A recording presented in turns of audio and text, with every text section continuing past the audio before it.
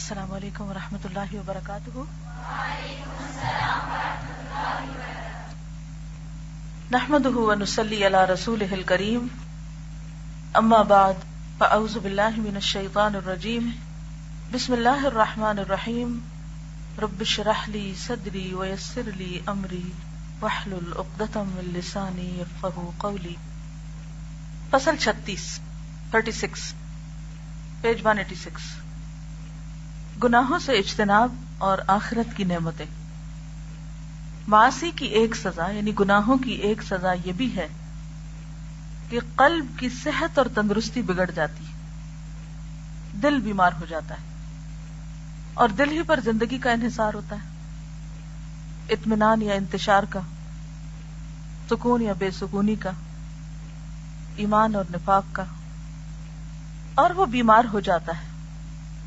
منافقین کے لیے بھی یہی کہا گیا نا کہ فی قلوبہم مرض، اس کی بیماری رفتہ رفتہ لا علاج اور لا دوا ہو جاتی ہے، اور بالآخر کوئی دوا اور کوئی خوراک اسے نفع نہیں دیتی، یعنی کوئی بھی چیز اس کی اصلاح نہیں کرتی۔ بیماریاں جس طرح جسم پر اثر انداز ہوتی ہیں، گناہ قلوب پر اثر انداز ہوتے ہیں۔ بیماری کس پر اثر انداز ہوتی؟ جسم پر، جسم کو متاثر کرتی ہے، مثلا فلو، سر درد، بخار، اس سے جسم متاثر ہوتا ہے۔ اسی طرح گناہ بیماری کی طرح کس پر اثر انداز ہوتے ہیں؟ دل پر، یعنی کوئی بھی گناہ دل کو متاثر کرتا ہے، جیسے بخار جسم کو متاثر کرتا ہے۔ گناہ قلوب پر اثر انداز ہوتے ہیں، بلکہ قلوب کے حق میں گناہ ایسی خطرناک بیماری ہے جس کی کوئی دوا ہی نہیں۔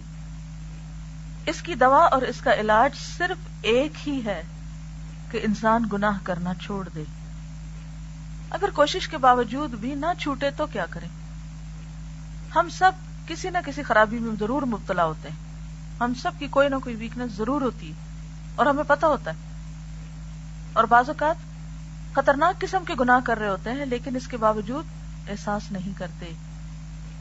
اور یہ اور بھی بدتر ہے کہ انسان گناہ کرے اور اس کو احساس بھی نہ ہو کہ وہ گناہ کر رہا ہے، کیونکہ ہم فوراً تعویل کر لیتے ہیں، فوراً اپنا دفاع کر لیتے ہیں، کیونکہ ایسا ہوا اس لیے میرا یہ کرنا ضروری ہے یا تھا۔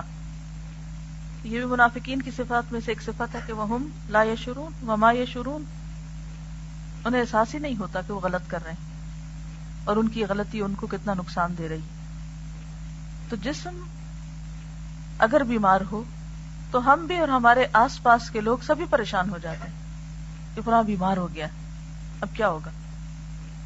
آپ اگر کسی اپنے عزیز پیارے کی بیماری کی خبر سنیں تو آپ کا حال کیا ہوتا ہے؟ سخت پریشانی ہوتی ہے۔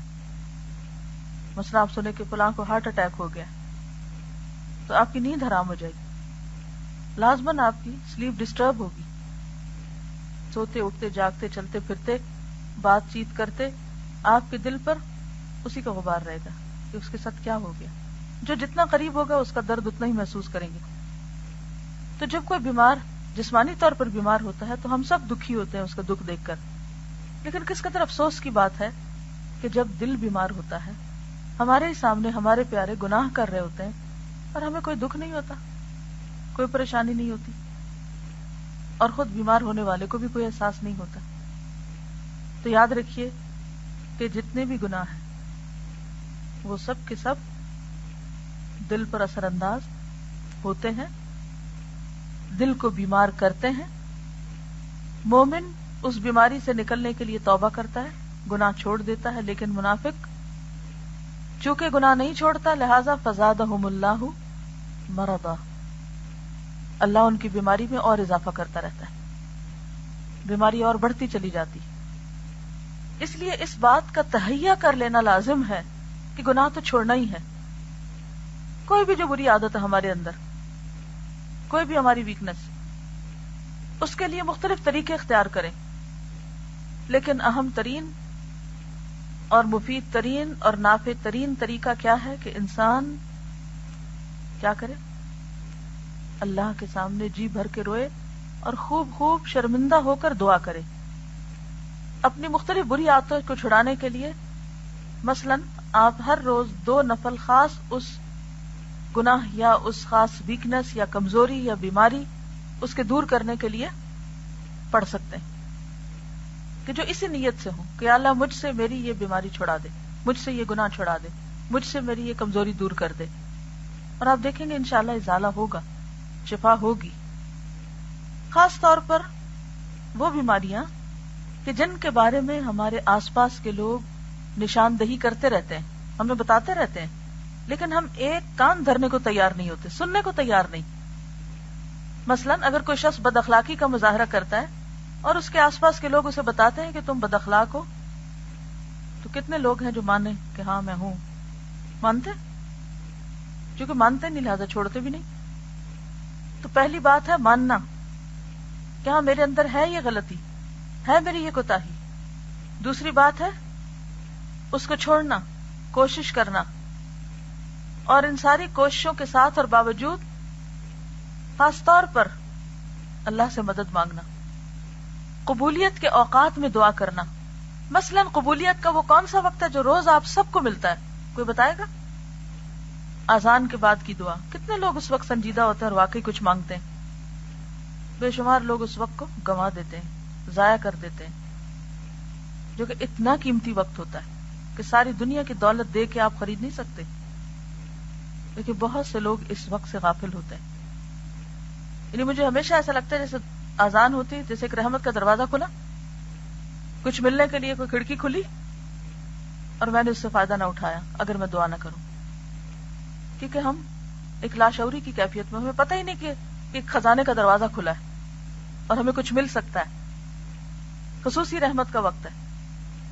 اسی طرح اور بھی اوقات ہیں، لیکن ہم اس میں اول تو توجہ نہیں کرتے، مانگتے نہیں، اور اگر مانگتے بھی ہیں تو عموماً کیا مانگتے ہیں؟ کوئی وقتی مسئلے جو ہمیں بادر کر رہے ہو، کوئی پریشانی آ گئی ہو، کوئی دنیا کے فائدے کی چند چیزیں، اور بس اپنے لیے تو کم ہی مانگتے ہیں. اور خصوصاً اپنے گناہوں کو چھڑانے کے لیے اور اپنے گناہوں کی اصلاح کے لیے اور نیکی اور ایمان، تقوی اور اخلاق میں مزید ترقی اور اضافے کے لیے کم ہی مانگتے ہیں، کیونکہ شعور نہیں کہ ہم بیمار ہیں. یاد رکھیے ہر انسان کم یا زیادہ کسی نہ کسی بیماری میں ضرور مبتلا ہے. اگر خود کو نہیں پتہ چل رہا تو کسی اور سے پوچھ لیجئے. بعضوں کا جو کچھ ہم نہیں دیکھتے وہ دوسرے دیکھ رہے ہوتے ہیں، لیکن ہمارے ڈر کے مارے بتانے کی جرات بھی نہیں کرتے کیونکہ انہیں اپنی عزت پیاری ہوتی. تو دل کی بیماری کا علاج، اس کی دوا صرف ایک ہے کہ انسان گناہ کرنا چھوڑ دے اور اللہ سے مدد مانگے اس کے لیے. ارباب سیر و سلوک کا اس پر اتفاق ہے کہ قلب اپنے مقصد میں صرف اسی وقت کامیاب ہوتا ہے. سیر کہتے ہیں چلنے کو، اور سلوک بھی سلک یسلک، فسلکی سبل ربک ذللا، چلنے کے لیے لاتا ہے. یعنی جو لوگ اللہ کے راستے پہ چلتے ہیں اور چلنے کی کوشش میں لگے رہتے ہیں اور جن کے اس معاملے میں خصوصی تجربات ہوتے ہیں، ان کا اتفاق ہے اس بات پر کہ قلب یعنی دل اپنے مقصد میں صرف اسی وقت کامیاب ہوتا ہے جب وہ اپنے مولا کو پا جائے، اپنے رب کو پا جائے اور اسے تقرب حاصل ہو جائے. اس سے کم پہ دل کسی چیز پہ راضی نہیں ہوتا اور کوئی چیز اس کو صحت مند نہیں کر سکتی. یہ تقرب اسی وقت حاصل ہوتا ہے جب قلب صحیح و سالم ہو. قلب اسی وقت صحیح و سالم ہوتا ہے جب بیماری دور ہو جائے. بیماری دور ہوگی تو صحت یقینی ہے، اور یہ تب ممکن ہے جب نفسانی خواہشوں کی پیروی چھوڑ دی جائے. کب ممکن ہے؟ جب نفسانی خواہشات کی پیروی چھوڑ دی جائے، ان چیزوں کو چھوڑ دیا جائے جن کے لیے ہمارا نفس واویلا کرتا رہتا ہے، جن کی طلب میں ہمارا نفس لگا رہتا ہے. کیونکہ قلب کی بیماری یہی خواہشات ہیں. خواہشات کی خلاف ورزی قلب کی اصل شفا اور تندرستی ہے. آپ دیکھیے کہ خواہشات میں کچھ خواہشات کھانے پینے سے تعلق رکھتی، کچھ پہننے اوڑھنے سے، کچھ لوگوں کے ساتھ تعلقات سے، کچھ کسی خاص چیز کے حصول سے. تو جب کوئی انسان اپنی خواہش کے اگینسٹ چلنا سیکھ لیتا ہے کہ اے نفس تو یہ مانگتا ہے، میں تجھے کبھی بھی یہ نہیں دوں گا. کچھ لوگوں کو غیبت کرنے کا بڑا شوق ہوتا ہے کہ ہر وقت منفی ذہن سے دوسروں کی برائیاں چنیں اور پھر انہیں ڈسکس کریں. یہ بھی ایک خواہش ہوتی ہے، ایک کریو ہوتا ہے کچھ لوگ، جیسے بھوک لگتی ہے نا تو کچھ کھانا چاہتے ہیں ہم، تو کچھ لوگ مردہ کھانا چاہتے ہیں اس وقت، کچھ لوگوں کو اس چیز کا کریو ہوتا ہے، ان کا دل بھرتا ہی نہیں دن میں جب تک وہ کچھ مردے کھا نہ لیں. کہ غیبت کیا ہے؟ مردہ بھائی کا گوشت کھانا. تو ان کو چین ہی نہیں آتا جب تک وہ یہ نہ کھائیں. ایسا ہوتا ہے نا، کریو ہوتا ہے نا، جیسے کہ آپ سب کچھ پیٹ بھرا ہوا بھی پھر ابھی ایسا لگتا ہے جیسے بھوک لگی ہوئی ہے. تو کچھ لوگوں کو سویٹ کھانے کا ہوتا ہے، جب تک کوئی میٹھا نہ کھا لے انہیں لگتا ہے انہیں کھانا نہیں کھایا.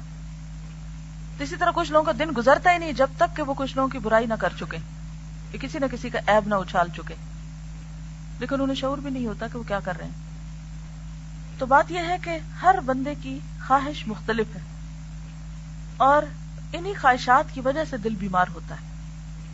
اور جب تک ہم خود کو خود نہ سزا دیں، خود کا خود محاسبہ نہ کریں، اور اپنے آپ کو خود نہ روکے کسی چیز سے، یا اس کا فیصلہ نہ کریں کہ نہیں مجھے تو رکنا، مجھے تو چھوڑنی یہ چیز، یہ میرے حق میں نقصان دہ ہے، تو پھر شفا نہیں ہوتی جب تک یہ ہونا. تو کہتے ہیں کہ خواہشات کی خلاف ورزی قلب کی اصل شفا اور تندرستی ہے، لیکن اگر مرض مزمن ہو گیا، یعنی زمانہ گزر گیا، اس پہ کرونک ہو گیا، تو پھر مریض موت کا لقمہ بن جائے گا یا قریب الموت ہو کر رہ جائے گا. خواہشات سے کنارہ کشی کرنے والے کے لیے تو مرنے کے بعد جنت ہی کا ٹھکانہ ہے، لیکن اس کے قالب کو دنیا ہی میں جنت حاصل ہو جاتی ہے. یعنی جو لوگ اپنی خواہشات کے خلاف جاتے ہیں ان کے دلوں کو اتنا چین، اتنی خوشی نصیب ہو جاتی ہے، اتنا اطمینان اندر بھر جاتا ہے کہ یہ لگتا ہے کہ دنیا میں ہی جنت نصیب ہو گئی. ایک خاص قسم کے اطمینان قلب کی کیفیت ہوتی ہے ان پر، پرسکون ہوتے ہیں اندر سے، اوپر خواہ کتنے ہی طوفان اور تلاطم کیوں نہ ہو. جو لذت و سرور کی زندگی اسے حاصل ہوتی ہے بڑی بڑی نعمتوں اور ثروتوں کے مالکوں کو بھی حاصل نہیں ہوتی. اس کی اور دنیا داروں کی لذتوں اور مسرتوں میں اتنا ہی فرق ہوتا ہے جتنا دنیا اور آخرت کی لذتوں اور مسرتوں میں ہے. انہیں یوں لگتا ہے جیسے دنیا میں ہی جنت مل گئی. اس حقیقت کی تصدیق ہر وہ شخص کر سکتا ہے جس نے ان لذتوں کا تجربہ کیا ہو. قرآن حکیم میں ہے ان الابرار لفی نعیم وان الفجار لفی جحیم، اور بے شک بد کردار لوگ دوزخ میں ہوں گے.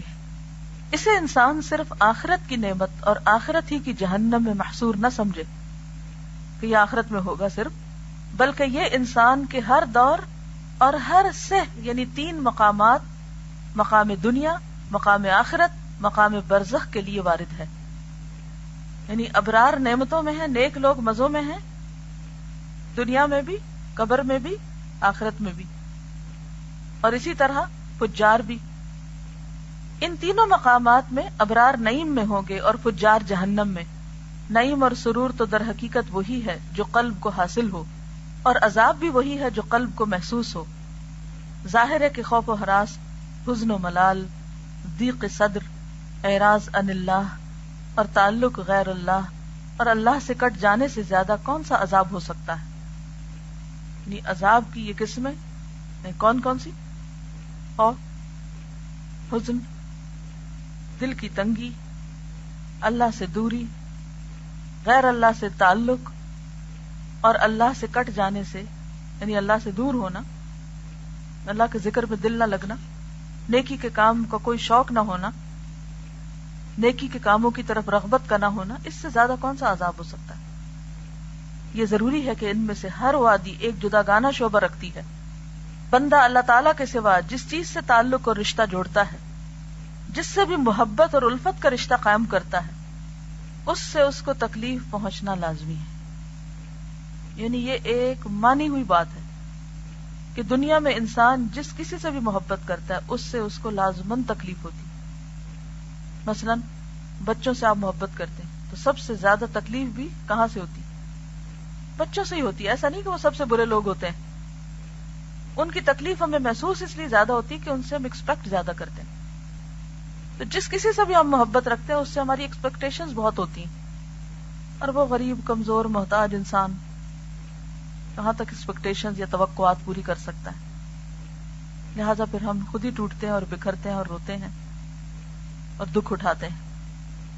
جو آدمی اللہ کے سوا دوسری چیز سے محبت کرتا ہے اسے 3 مرتبہ عذاب اور تکلیف لازمی ہے.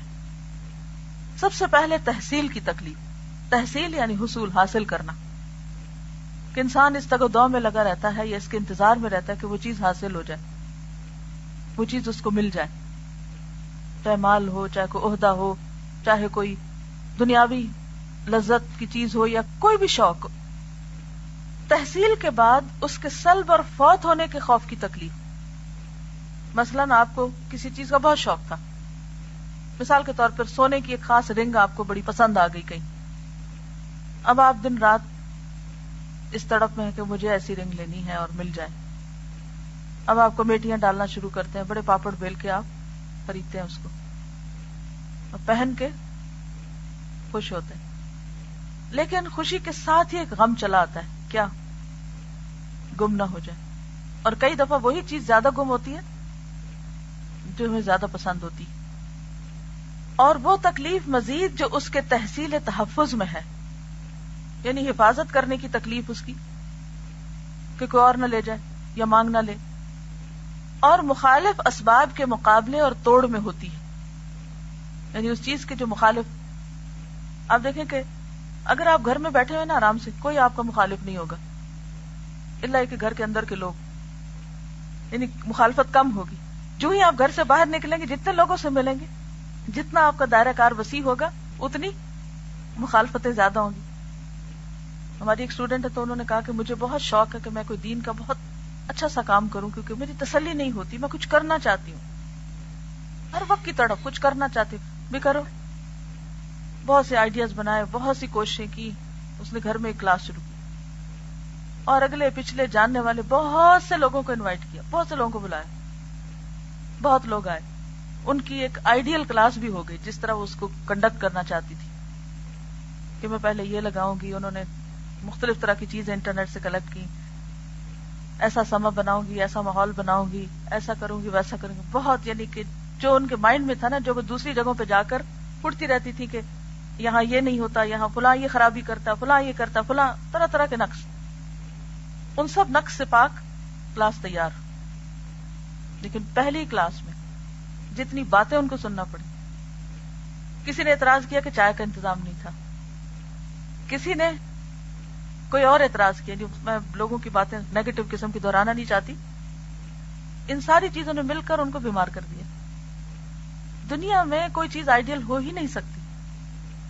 اب وہ جو مخالفتوں کا دائرہ تھا وہ کہاں تک چلا گیا؟ یعنی ہر قسم کے لوگوں نے کچھ نہ کچھ اس میں ضرور کمنٹ دیا. اب وہ پھیل گیا. تو بات یہ ہے کہ انسان جتنا زیادہ پھیلتا جاتا ہے، یہ جتنی زیادہ اس کی مطلوب چیزیں حاصل ہوتی جاتی ہیں، اتنی زیادہ اس کی خواہشات پوری بھی ہوتی جاتی ہیں. تو کیا ہوتا ہے؟ اتنی ہی مخالفتیں، مخالف اسباب بھی انسان کو پیش آتے ہیں.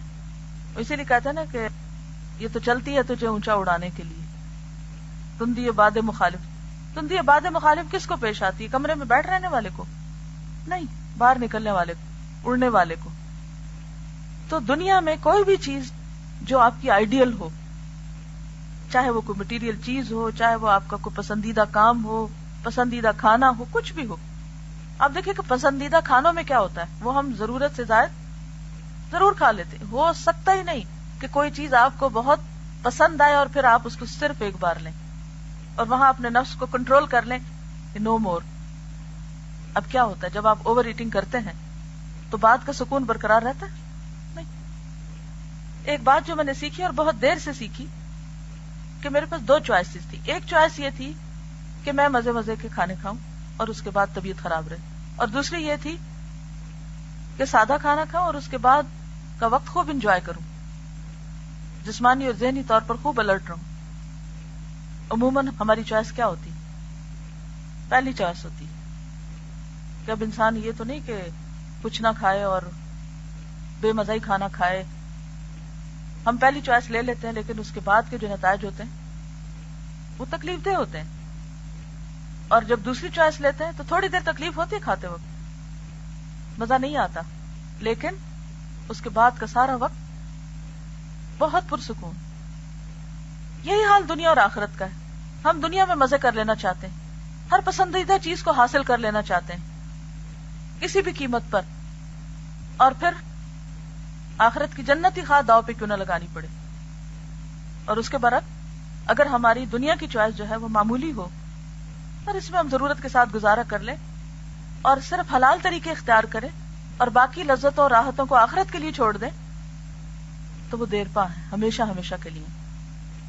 اب دیکھیے کہ دو جنتیں ہیں نا, ایک دنیا کی اور ایک آخرت کی.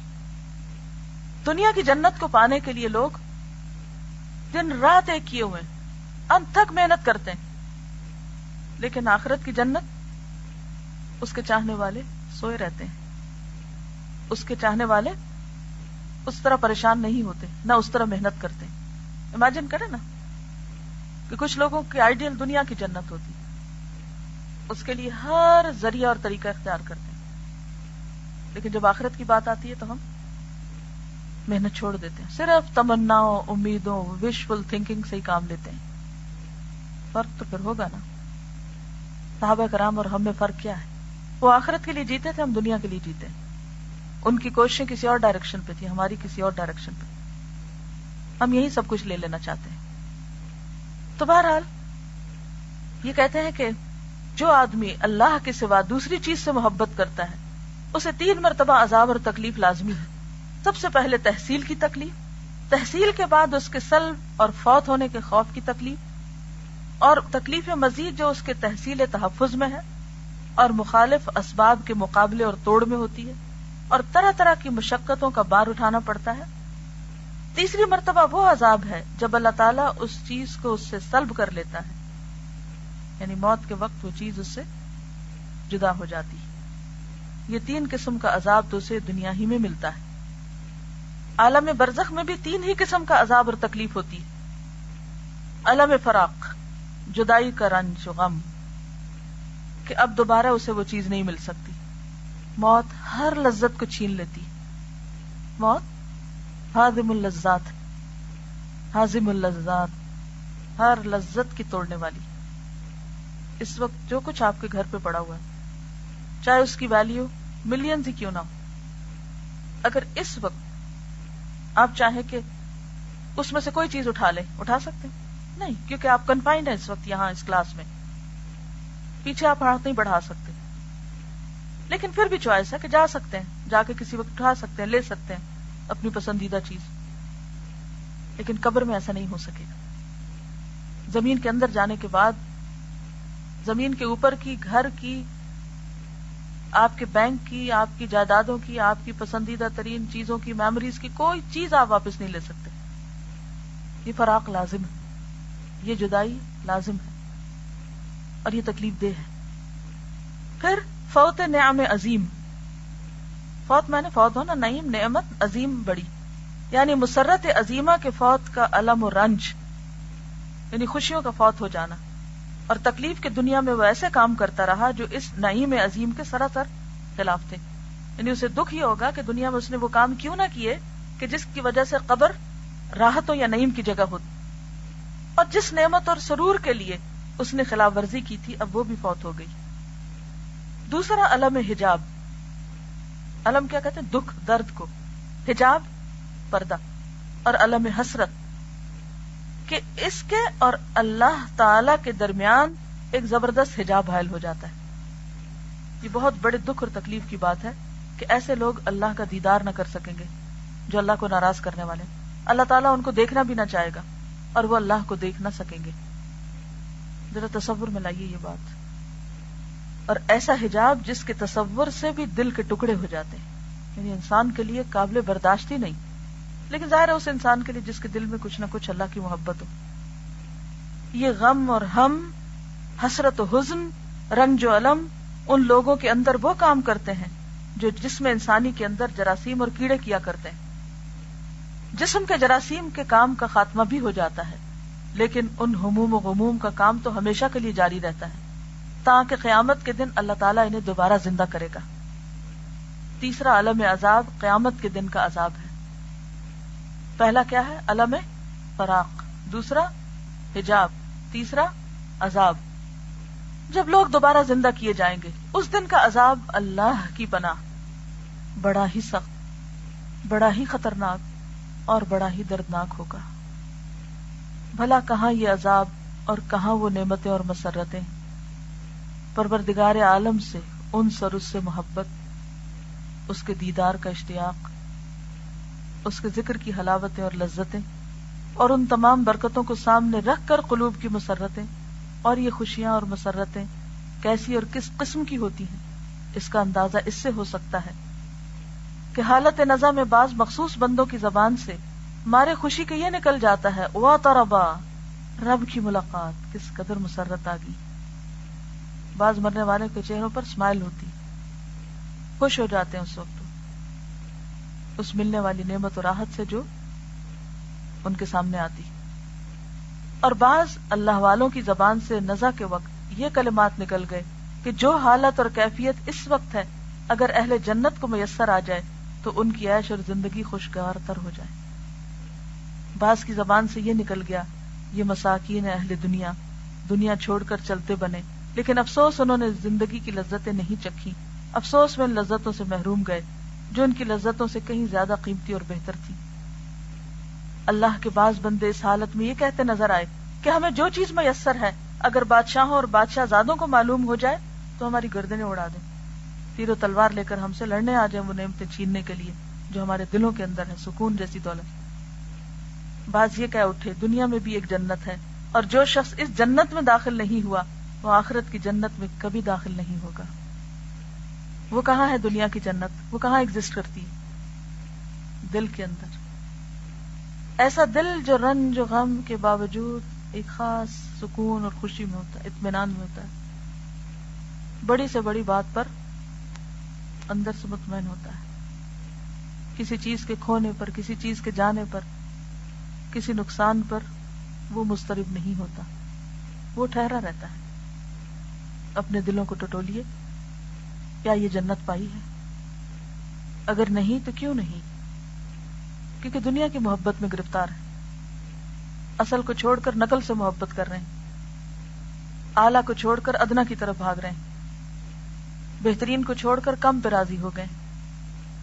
آج گھر جا کر اپنے لیے لکھیے کون سی چیزیں مجھے تکلیف دیتی ہیں، کیا کیا ہرٹ کرتا ہے، کیا کیا دکھ دیتا ہے، کس کس بات پہ پریشان ہوتی، کون سی چیز مجھے رلاتی، اور اس کے آگے بڑے بڑے کراس لکھیے، بڑے بڑے کراس ڈالیے کہ یہ چیزیں اس لائق نہیں کہ میں ان پر اپنے قیمتی آنسو بہاؤں، یا یہ چیزیں اس قابل نہیں کہ میں ان پر دکھی رہوں۔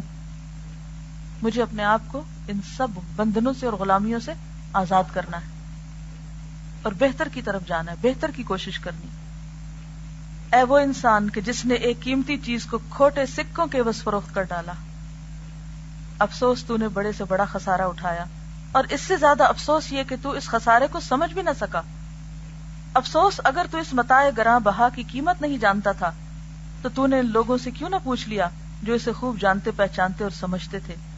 یا للعجب، تیرے پاس جو متاع اور سامان تھا اس کا خریدار خود اللہ تعالیٰ تھا۔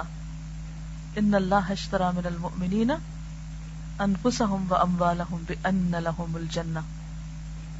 کسی کو غم ہے لوگ میری عزت نہیں کرتے، کسی کو غم ہے لوگ میری قدر نہیں پہچانتے، کسی کو غم ہے کہ مال نہیں ہے، کسی کو غم ہے کہ اولاد نافرمان ہے، کسی کو غم ہے کہ شوہر محبت نہیں کرتا، کسی کو کسی اور چیز کا غم ہے۔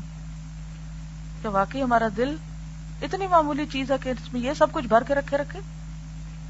نکالیں ان سب چیزوں کو باہر اور ڈالیں اس میں اللہ کی محبت۔ دنیا کی چیزوں میں سے، دنیا کے انسانوں میں سے کوئی انسان، کوئی چیز اس قابل نہیں ہے کہ اس کا غم لے کے پالے ہم اپنے دل میں۔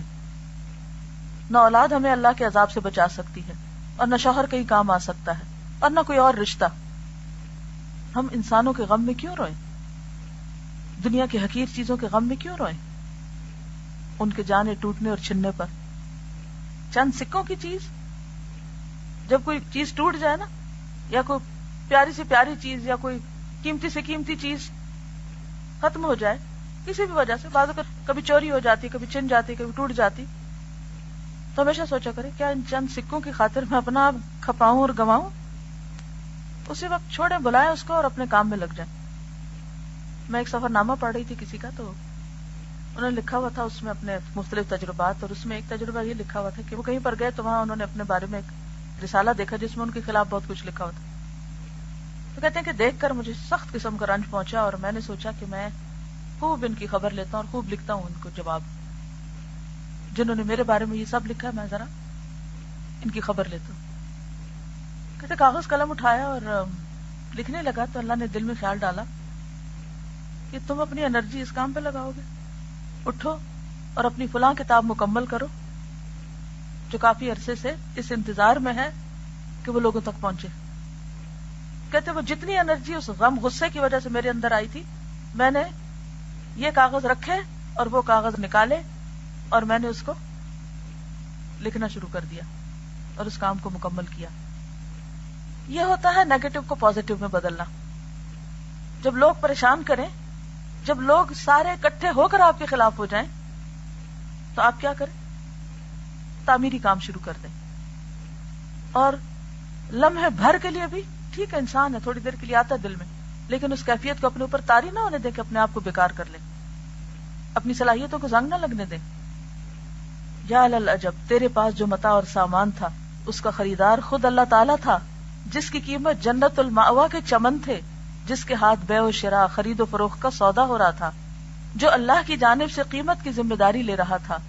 وہ خود سفیر الہی، رسولوں پیغمبروں کے امام حضرت محمد رسول اللہ صلی اللہ علیہ وسلم تھے. افسوس پھر بھی تو نے اپنا مال و اسباب کم اور گھٹیا داموں فروخت کر دیا. کیا ہی خوب کہا گیا، اذا کان ھذا فعل عبد بنفسه فمن ذا له من بعد ذلك یکرم. جب بندہ خود اپنی جان کے ساتھ یہ سلوک کر رہا ہے تو پھر کون ہے جو ایسا کرنے کے بعد اس کی تکریم کرے گا. کس قدر خوبصورت بات ہے. اگر آپ نے اپنی ویلیو خود نہیں پہچانی، اپنی عزت خود نہیں کی اور انسانوں کے غم میں روتے رہے اور چیزوں کے جانے کے غم میں روتے رہے، کوئی اور آپ کی عزت نہیں کرے گا، کوئی آپ کی ویلیو نہیں پہچانے گا. آپ کی ویلیو اور آپ کی قیمت کس چیز میں ہے کہ آپ کو اللہ نے جو کچھ دیا ہے، جو صلاحیتیں دی ہیں، ان کو بہترین اعلیٰ ترین مقاصد میں استعمال کر دیں اور مخالفتوں کے باوجود اس کام کو سلیکٹ کریں جو آپ کی آخرت میں سب سے زیادہ نفع مند ہونے والا ہے. چاہے لوگ اس کی قطعاً پرواہ نہ کریں، قطعاً قدر نہ کریں، لیکن آپ کو پتا ہوتا ہے آپ کے اندر اللہ نے کیا صلاحیت رکھی ہے اور آپ کس کے قابل ہیں. آپ کے یہ سکے کہاں زیادہ پروفٹ لا سکتے ہیں، اور لوگوں کی باتوں کی قطعاً کوئی پرواہ نہ کیجیے. ان سارے طوفانوں کے بیچ میں پرسکون رہ کے کام کرنا سیکھیے، ورنہ آپ کبھی بھی کچھ نہ کر سکیں گے. تو ایسے تمام لوگ جو چھوٹی چھوٹی باتوں پہ غم کھاتے رہتے ہیں، گھلتے رہتے ہیں، گھن لگا لیتے ہیں، اپنے آپ کو آئسولیٹ کر لیتے ہیں، زندگی کی ساری نعمتوں اور رحمتوں اور لذتوں سے محرومی اختیار کر لیتے ہیں، وہ دراصل اپنے آپ کو شدید نقصان پہنچا رہے ہیں. وَمَن يُهِنِ اللَّهُ فَمَا لَهُ مِن مُكْرِمٍ إِنَّ اللَّهَ يَفْعَلُ مَا يَشَاءُ. سورۃ الحج آیت 18. لوگوں کے رویے، حالات کا ناموافق ہونا بھی اللہ کے اذن سے ہوتا ہے. ان اللہ یفعل ما یشاء، اللہ جو چاہتا ہے کرتا ہے. لہذا کچھ بھی جو ہماری زندگی میں ہمیں بادر کر رہا ہے وہ اللہ کے اذن سے ہے، اسے ایکسپٹ کیجئے، لیکن اس پر اپنے آپ کو قربان نہ کیجئے. اپنے آپ کو قربان کیجئے اعلیٰ مقاصد کے لیے. مجھے اللہ نے یہ سب کچھ گنوانے کے لیے نہیں دیا کہ میں چھوٹی چھوٹی حقیر چیزوں کے غم میں روتی رہوں. مجھے اللہ نے یہ سب کچھ دیا ہے کچھ کرنے کے لیے، اور مجھے وہ کرنا ہے. جب آپ انشاءاللہ ارادہ کر لیں گے اور اللہ سے مدد مانگیں گے تو پھر کوئی آپ کو ہرا نہیں سکتا، نہ کوئی حاسد نہ کوئی دشمن. اپنی قدر خود پہچانیں، اپنے آپ کو ویلیو کریں، اور جسے اللہ ذلیل کرے اسے کوئی عزت دینے والا نہیں. اللہ جو چاہتا ہے سو کرتا ہے. وآخر دعوانا ان الحمد للہ رب العالمین. سبحانک اللہم وبحمدک نشہد ان لا الہ الا انت نستغفرک ونتوب الیک. السلام علیکم ورحمۃ اللہ وبرکاتہ.